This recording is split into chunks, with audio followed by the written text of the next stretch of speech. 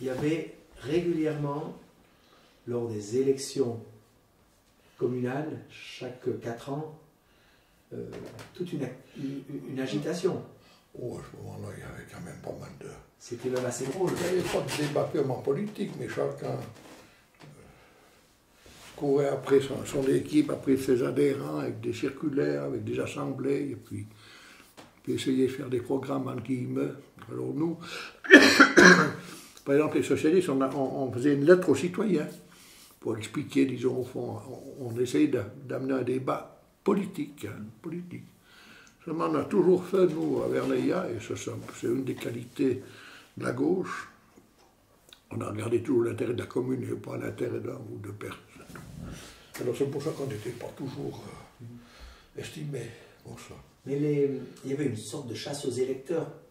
Oh, alors ça, c'était connu. Hein. Chaque parti avait ses éminences grises hein, qui s'occupaient pour le cousin du cousin, et tu téléphones à l'usine pour surveiller, entre guillemets. Il fallait savoir, à ce moment-là, les partis, les spécialistes des partis, hein, ils arrivaient à quelques unités près à déterminer où les gens votaient. Pas d'une façon mathématique, mais très proche. Très proche. Et moi, je me rappelle, j'ai retrouvé là-haut, dans l'atelier, il y a encore là-haut le carnet. Ton carnet? Un carnet, je notais, je faisais des simulations politiques pour le nom de socialisme. Je marquais les dates et les crayons, j'ai ça là-haut encore. Donc, on savait... Mais tous les partis faisaient ça. Tout le monde savait quel était le...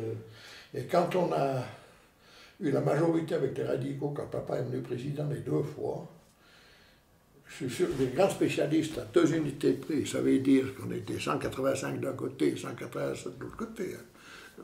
Oui. Avec la marge d'erreur, comme elle va toujours dans les 2 sens, ça veut dire que ça se corrige. Ouais. C'était à 2 listes près.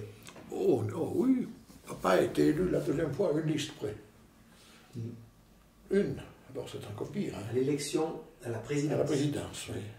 Alors là, c'est encore plus marqué. Hein. Ouais. Donc il y avait une sorte de passion politique quand même.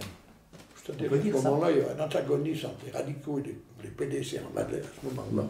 C'était comme ça. Ouais. Et tu avais une équipe qui était, en tout cas à Verneilla, qui était toute façon, entre guillemets, débornée. Parce que tu n'étais pas de ton parti, tu ne valais rien. Alors c'était tout faux. Mais dans tous les partis, il y avait ça. Oh, oui, absolument. Alors, il y avait des irréductibles partout, des types... Mais à Verneilla, on avait toujours des taux, comme il y a la bagarre à 90 et quelques pourcents. On disait, on ne peut pas voter ceux qui sont morts, hein, entre guillemets, disons. Mais c'était une... Et puis tu as quelques anecdotes concernant la chasse à l'électeur. Oh, mais là, les campagnes, tu ne peux pas rentrer, ça c'est jusqu'à personne, tu ne peux pas... Mais de manière plus générale, en quelque sorte, sans donner des noms. On appelle simplement des... D'un parti avait dit, à ce moment-là, il y avait encore des billets de 5 francs, mais ça représentait de l'argent. Hein. Alors il avait dit, ceux-là, ils sont bons, j'ai donné le billet de 5 francs, j'ai coupé le billet en 2. Puis alors il notait la liste politique, tu remettais le nom, tu la reconnaissais. Et puis si la liste sort, parce qu'il y avait des scrutateurs et des mandataires, je te donne notre parti. Alors ce bonhomme-là, entre autres, que j'ai connu, un beau jour, il va vers l'autre, il lui dit, disons, mais il n'a pas trouvé ta liste dans la... Oh, il a dit, mais toi tu m'as donné 5, l'autre il m'a donné un billet de 10 francs. Coupé en 2, aussi coupé en 2, la technique était la même. Hein.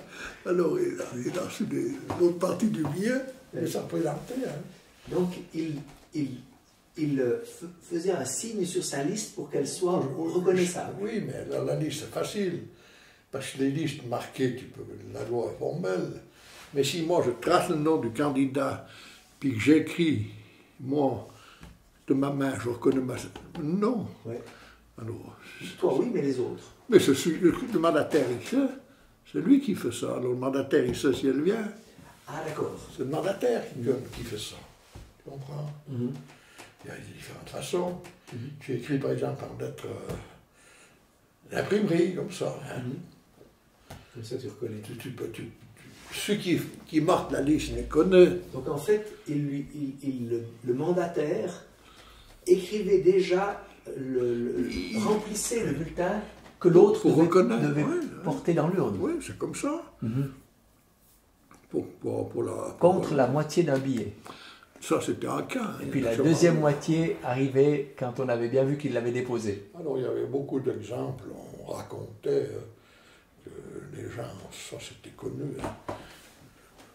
Ces gens un petit peu marginaux étaient attirés chez les gens, buvaient des verres et puis leur passaient, puis ils ne pouvaient plus aller voter. Ah, d'accord. Nous, on l'a fait. C'était un détournement d'électeurs. Alors, nous, on l'a fait une fois avec. C'est dangereux de donner des noms, mais un type qui travaillait au CFF à l'usine à. Mais donne pas. Hein? Ne donne pas de nom. Non, à Châtelard. Puis comme il s'intéressait à la politique communale, il est venu à Verneuil ce dimanche des élections. C'est quand on avait fait l'alliance avec les radicaux. Je me rappelle toujours, on était devant la Cour fédérale, on contrôlait un peu tout ça. Puis ce jeune arrive avec sa moto là. Alors à Verneuil, il y avait une personne qui aurait plus le droit de vote à l'heure actuelle, mais à ce moment-là, tu faisais presque voter, même les morts. Hein. Il a dit, viens, on va faire un tour en moto à Martigny. Puis l'autre, il était un tout petit peu diminué. Ouais. Il est parti. L'autre, il l'a traîné, il a été boire des bières loin. Et Joseph Aybella, il courait chercher partout où était ce bonhomme. Hein. Pour le faire voter? Quand arrive à midi quand le vote était fini, il a dit, je t'ai promené en moto. C'est un enlèvement d'électeurs. Ah, c'est un enlèvement. Ouais, une soustraction. On ne l'a pas attaché, d'ailleurs. Ouais, il est venu. D'ailleurs, il a gagné une bière. Et ça, c'est extraordinaire. Et un tour en moto. Il était content, il a fait un tour en moto. Moi, je m'appelle, quand on vivait les élections de 1950-1960, c'était une stratégie qui durait des mois. Des discussions, des sortes d'un peu bâties sur la formule russe où tu avais le gardien de quartier qui surveillait ceux du quartier. Hein. Chacun avait. Les partis avaient des. Tout le monde imaginait un peu la même chose. Avait des gens que toi, tu aurais pu. Alors, on te donnait les listes, puis occupe-toi un peu de ces gens. Donc, mais même les partis conservateurs avaient des méthodes communistes? Mais ce n'était pas des méthodes communistes, c'était pour attirer les gens. C'était une forme de contrôle de... Oui, si tu appelles ça comme tu veux. Hein. Oui. Appelle ça comme tu veux, mais ça c'est la réalité. Comment attirer les gens? Mais c'est l'affinité. Si tu joues à les pétanques avec tes copains, ben tu joues au cartel. Ah, donc il fallait faire du prosélytisme.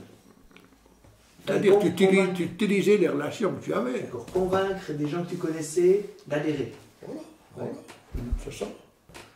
C'est ça. Alors, qui convainc que celui qui est copain avec toi, bien sûr, qui part en vacances avec toi, ou bien qui est associé pour un petit boulot, puis finalement, tu dis, alors, hein, on peut donner un coup de main, puis l'autre, pourquoi pas.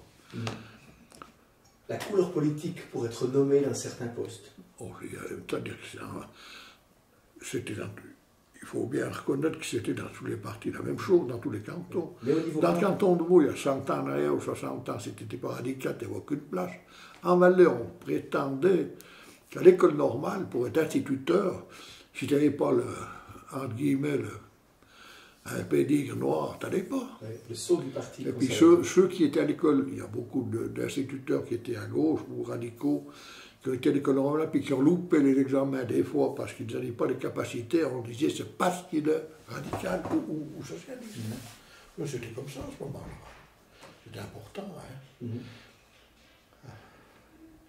À l'état des employés, l'état du Valais, c'était comme ça. On regardait la couleur. À capacité égale, tu ne peux pas approcher, entre guillemets. D'abord le copain, la couleur. C'est tout. Mais c'était, moi je me rappelle à Verneuillat, quand je faisais la pointe à la commune, puis que j'étais au milieu de 3 et 3, quand on nommait un employé à plein temps, qu'il y en a qui sont encore là, j'ai été l'objet de sollicitations énormes, hein, parce que, alors moi je me démarquais très rapidement, puis c'était fini. Tu comprends?